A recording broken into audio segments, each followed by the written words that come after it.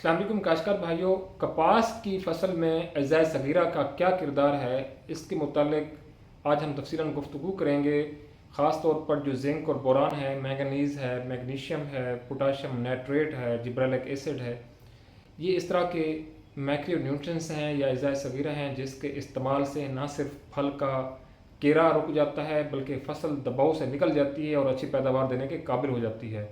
वो कौन से दबाव हैं फसल के ऊपर जो जून और जुलाई में ख़ास तौर पर आते हैं और बाद में भी आते हैं?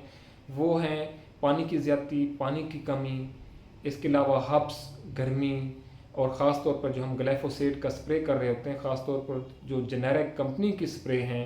जिनके मुतालिक अक्सर शिकायत हैं कि जब ये हम जड़ी बूटियों को कंट्रोल के लिए इस्तेमाल करते हैं तो फसल स्ट्रेस में चली जाती है,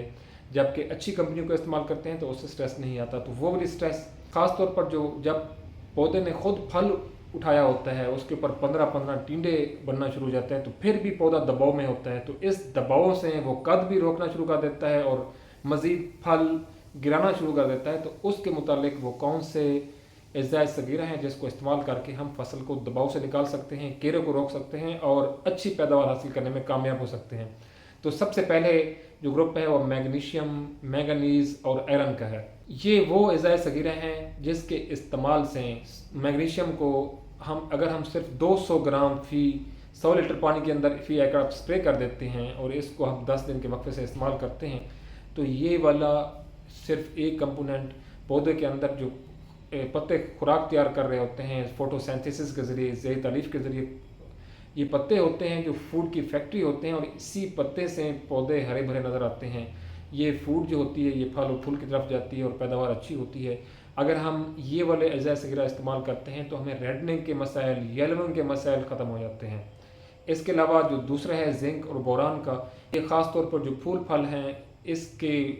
इसकी तादाद को बढ़ा देते हैं, फल का केरा रुक जाता है और टींडे बनने की जो रफ्तार होती है वो तेज़ हो जाती है, ज़्यादा टींडे बनना शुरू हो जाते हैं। इसके अलावा जो पोटाशियम नाइट्रेट है, इसके ख़ास तौर पर जो पोटाशियम का एलिमेंट है ये सेल के अंदर टर्जिडिटी पैदा करता है। मतलब ये है कि पौधे के अंदर जो स्ट्रेस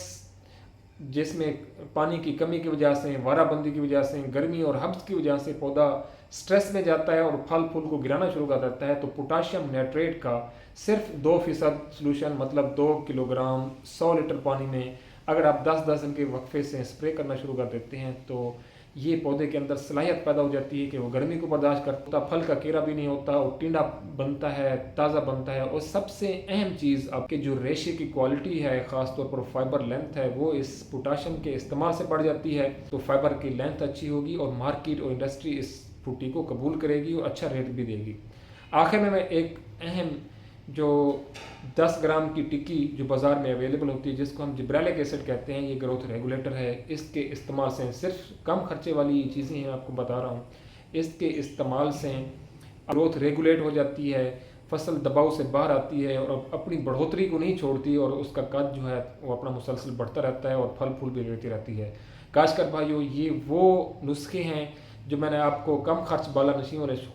नुस्खे हैं। अगर आप इसको इस्तेमाल करेंगे तो आप अच्छी पैदावार लेने में कामयाब हो जाएंगे। अल्लाह ताला हम सबका हामी नासिर हो। अल्लाह हाफ़िज़।